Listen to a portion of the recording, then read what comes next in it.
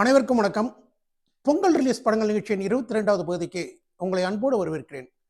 இந்த நிகழ்ச்சியில 1940ல தொடங்கி 1985 வரைக்கும் 45 வருஷங்கள் பொங்கலுக்கு என்னென்ன படங்கள் ரிலீஸ் ஆச்சு, அதில் ஹிட்டான படங்கள் என்ன, ஃபெயிலியர் ஆன படங்கள் என்ன, ஏன் ஹிட் ஆச்சு, ஏன் ஃபெயிலியர் ஆச்சு போன்ற விஷயங்களை கடந்த பகுதியில் பார்த்தோம். அதோடைய தொடர்ச்சி தான் இது. 1986ஆம் ஆண்டு பொங்கலுக்கு ரிலீஸ் ஆன திரைப்படம் கரிமேடு கருவாயன். விஜயகாந்த், நளினி, பாண்டியன், அருணா நடித்த அந்த படத்திற்கு கதை, திரைக்கதை, வசனம் கோகுலகிருஷ்ணன், தயாரிப்பு கல்யாணி முருகன், இசை இளையராஜா, டைரக்ஷன் ராமநாராயணன். இது சங்கிலி முருகனுடைய சொந்த திரைப்படம். மலையூர் மம்முட்டியான் பட வெற்றியை தொடர்ந்து அந்த பீரியடில் பார்த்தீங்கன்னா அதே மாதிரி நிறைய கதைகள் வந்தது. எப்படின்னா, ஒரு போலீஸோட வாண்டட் லிஸ்ட்டில் இருப்பாங்க. ஆனால் ஒரு கிராமத்துக்கு அவ்வளோ நல்லது செய்வாங்க. கிராம மக்கள்லாம் அவருக்கு சப்போர்ட்டாக ஒரு ஹீரோவாக கொண்டாடிட்டு இருப்பாங்க. இந்த மாதிரி கதைகள் நிறைய வந்தது. அந்த லிஸ்ட்டில் வந்த ஒரு படம் தான் கரிமேடு கருவாயன். இளையராஜா இசையில் கதைகேளு கதைகேளு, கருவாயன் கதைகேளு, அதே போல் சிலுக்கு தாவணி காத்துதல பறக்குது போன்ற பாடல்கள் சுமார் ரகம். 1986ல் இளையராஜா சார் போட்ட பாடல்களோடு கம்பேர் பண்ணும்போது கரிமேடு கருவாயன் பட பாடல்கள்லாம் ரொம்ப சுமார் தான். படமும் பெரிய அளவில் ஓடல, சுமாராக ஓடிய ஒரு திரைப்படம். 1986 பொங்கலுக்கு ரிலீஸ் ஆன திரைப்படம் சாதனை. நடிகர் நம் சிவாஜி கணேசன், பிரபு, நளினி, கேஆர் விஜயா நடித்த அந்த படத்திற்கு இசை இளையராஜா, கதை வசனம் டைரக்ஷன் ஏஎஸ் பிரகாசம். சிவாஜி கணேசன் இந்த படத்தில் ஒரு டைரக்டராக நடிச்சிருப்பாரு. அவருக்கு போட்டி போட்டுக்கொண்டு நடிகர் பிரபுவும் நடிச்சிருப்பாங்க. ஒரு சீனில் பார்த்தீங்கன்னா, நடிகை நளினிக்கு ஒரு காட்சியை சொல்லிக் கொடுப்பார் சிவாஜி. போது விடுங்க அப்படிங்கிற ஒரு வசனம். அதை எத்தனை மாடுலேஷனில் சொல்லணுமோ அத்தனை மாடுலேஷன்லையும் ரொம்ப அழகாக நடிச்சு காட்டுவார். அதை பார்த்துட்டு நளினி நடிப்பாங்க. அதை பார்த்து சிவாஜியாக செஞ்சிருவார். சிவாஜி கணேசன் டைரக்டராக நடிக்கிறார் அப்படின்னோடனே அவரை நிறைய பேர் டைரக்ட் பண்ணியிருக்காங்க. பீம்சிங், ஏசி திருலோகச்சந்தர், மாதவன், கேஎஸ் கோபாலகிருஷ்ணன், இப்படி நிறைய பேர் சிவாஜி கணேசனை டைரக்ட் பண்ணியிருக்காங்க. நம்ம நினைப்போம், இதில் யாரை இவர் ஒரு இன்ஸ்பிரேஷனாக எடுத்துகிட்டு யாரை இமிட்டேட் பண்ண போகிறாரு அப்படின்னு நினச்சிட்டு இந்த படத்தை பார்த்தா, இவங்க யாரையுமே அவர் இமிட்டேட் பண்ணியிருக்க மாட்டார். ரொம்ப புது மாதிரி நடிச்சிருப்பார். இளையராஜா இசையில் பாடல்கள்லாம் அவ்வளோ அருமையான பாடல். இங்கே நான் கண்டேன் கதைநாயகி, ஓ வானம் பாடி, அத்திமரப்பு விது, அருகில் சுற்றி வந்து தாவுதுன்னு எல்லா பாட்டும் சூப்பர் ஹிட் பாடல். அந்த ஓ வானம் பாடி பாட்டுக்கு நடித்த அந்த நாயகி புவனி தான் ஆட்டோ சங்கருடைய காதலி. இந்த ஆட்டோ சங்கர் கேஸ் நடந்த போது கவனிச்சவங்களுக்குலாம் தெரியும், இந்த நடிகை தான் ஆட்டோ சங்கரோட காதலி. இந்த படம் பார்த்திங்கன்னா மிகப்பெரிய வெற்றி பெற்ற ஒரு திரைப்படம். 1986 பொங்கலுக்கு ரிலீஸ் ஆன திரைப்படம் காகித ஓடம். இளவரசன், நளினி, கேஆர் விஜயா நடித்த அந்த படத்திற்கு இசை சங்கர் கணேஷ், கதை வசனம் டைரக்ஷன் ராமநாராயணன். ராமநாராயணன் டைரக்ட் பண்ணி 2 படங்கள் இந்த பொங்கலுக்கு ரிலீஸ் ஆச்சு. ரெண்டுமே சுமாராக ஓடிய ஒரு திரைப்படங்கள் தான். 1986 பொங்கலுக்கு ரிலீஸ் ஆன திரைப்படம் கோவில் யானை.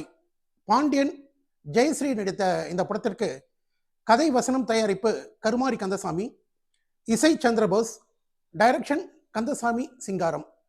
ஒரு வாரம் மட்டுமே ஓடிய தோல்வி படம் இது. 14/1986 அன்று ரிலீஸ் ஆன திரைப்படம் டிசம்பர் பூக்கள். மோகன், நளினி, ரேவதி நடித்த இந்த படத்திற்கு இசை இளையராஜா, கதை வசனம் கண்மணி சுப்பு, டைரக்ஷன் பூபதி. ராஜராஜனுடைய ஒளிப்பதிவை தவிர சொல்லிக்கிற மாதிரி இந்த படத்தில் எதுவுமே இல்லை அப்படிங்கிற விமர்சனத்தோடு ஃபெயிலியரான திரைப்படம் இது. 1986ஆம் ஆண்டு பொங்கலுக்கு ரிலீஸ் ஆன திரைப்படம் மிஸ்டர் பாரத். ரஜினிகாந்த், அம்பிகா, சத்யராஜ், எஸ்வி சேகர், விசு நடித்த இந்த படத்திற்கு கதை வசனம் விசு, இசை இளையராஜா, டைரக்ஷன் எஸ்பி முத்துராமன், தயாரிப்பு ஏவிஎம் நிறுவனம். த்ரிஷூல்னு ஒரு ஹிந்தி படம் வந்தது. அந்த படத்தோட ரீமேக் தான் mister Bharat. Sathyaraj super star ரஜினிகாந்தோட 4 வயசு சின்னவர். ஆனால் சூப்பர் ஸ்டார் ரஜினிகாந்துக்கு இதில் அப்பாவாக நடிச்சிருப்பார். தன்னுடைய தாய்க்கு துரோகம் செய்து ஏமாற்றிய ஒரு தந்தையை ஒரு மகன் பழிவாங்கக்கூடிய ஒரு கதை. தந்தைன்னு தெரிஞ்சே மோதக்கூடிய ரஜினிகாந்த், மகன்னு தெரியாமலே மோதும் சத்யராஜ். 2 பேருமே அவங்களோட கேரக்டரை ரொம்ப நல்லா பண்ணியிருப்பாங்க. அது ஒவ்வொருத்தருக்கும் 2 பேர்த்துக்கூடிய நடக்கக்கூடிய அந்த போட்டிகள்லாம் பார்த்திங்கன்னா ரொம்ப நல்லாயிருக்கும். இவர் அவரை கலாய்க்கிறது, அவர் இவரை கலாய்க்கிறதுன்னு ரொம்ப இன்ட்ரெஸ்டாக படம் போகும். இதில் சத்யராஜ் ஒரு வசனம் அடிக்கடி சொல்லுவார், என்னம்மா கண்ணு அப்படிம்பாரு. அது Anand theatre owner G Umapathi அவர்கள் அடிக்கடி சொல்கிற ஒரு வார்த்தை. அதை தான் ஒரு இன்ஸ்பிரேஷனாக வச்சுட்டு சத்யராஜ் இந்த படத்தில் பண்ணியிருப்பார். இளையராஜா இசையில் பாடல்கள் எல்லாமே அருமையான பாடல்கள். என்னம்மா கண்ணு சௌக்கியமா, காத்திருக்கேன் கதவை திறந்து உள்ளுக்கு வாடி, என் தாயின் மீது ஆணை, இப்படி எல்லா பாடலும் சூப்பர் ஹிட் பாடல்கள். படம் 100 நாட்கள் ஓடிய ஒரு வெற்றி திரைப்படம். 10/1/86 பொங்கலுக்கு ரிலீஸ் ஆன திரைப்படம் முரட்டுக்கரங்கள். தியாகராஜன், சத்யராஜ், ஜெய்சங்கர், ரவிச்சந்திரன், சுலக்ஷனா நடித்த இந்த படத்திற்கு இசை இளையராஜா, கதை வசனம் டைரக்ஷன் ராஜசேகர். ஒரு கிராமத்தையே ஆட்டி படைக்கக்கூடிய ஒரு கொள்ளை கூட்டம். அந்த கொள்ளை கூட்டத்திட்டேருந்து அந்த கிராம மக்களை காப்பாற்றக்கூடிய ஒரு 4 இளைஞர்கள். இவங்களை சுற்றி நடக்கக்கூடிய கதை. இது பார்த்தீங்கன்னா ஹிந்தி படம் ஷோலே அடைந்த வெற்றி வந்து ராஜசேகரை நம்மளும் அதே மாதிரி ஒரு படம் எடுத்தா என்ன அப்படின்னு யோசிக்க வச்சது. விளைவு தான் இந்த படம். ஆனால் ஷோலே அடைந்த மாபெரும் வெற்றியை நிச்சயமாக இந்த படம் அடையவே இல்லை. இது சுமாராக ஓடிய ஒரு திரைப்படம். 1986 பொங்கலுக்கு ரிலீஸ் ஆன திரைப்படம் ராஜா நீ வாழ்க. பிரபு, அம்பிகா, சத்யராஜ் நடித்த அந்த படத்திற்கு வசனம் ஏஎல் நாராயணன், இசை ரவி, டைரக்ஷன் சிவி ராஜேந்திரன். அந்த பீரியட்லாம் பார்த்தீங்கன்னா இளையராஜா சாரோட டேட்ஸ் வேணும் அப்படிங்கிறனால தேவை இருக்கோ இல்லையோ படத்துக்கு டைட்டில் எப்படி வைப்பாங்க அப்படின்னா ராஜா ராஜா தான், ராஜா கையை வச்சா, என்ன பெத்த ராசா, என் ராசாவின் மனசுலே, இப்படி தான் டைட்டில் வைப்பாங்க. அப்போ தான் இளையராஜா சாரோட டேட்ஸ் கிடைக்கும் அப்படின்னு.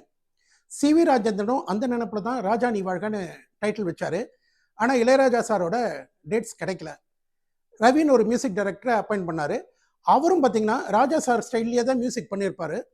ஆனால் பாடல்கள் எடுபடலை. சிவி ராஜேந்திரனுக்கு இது ஒரு தோல்வி படம். இந்த பதிவில் 1986 பொங்கலுக்கு ரிலீஸ் ஆன படங்களை பற்றி பார்த்தோம். இதனுடைய தொடர்ச்சி நாளைய பதிவில். நன்றி, வணக்கம்.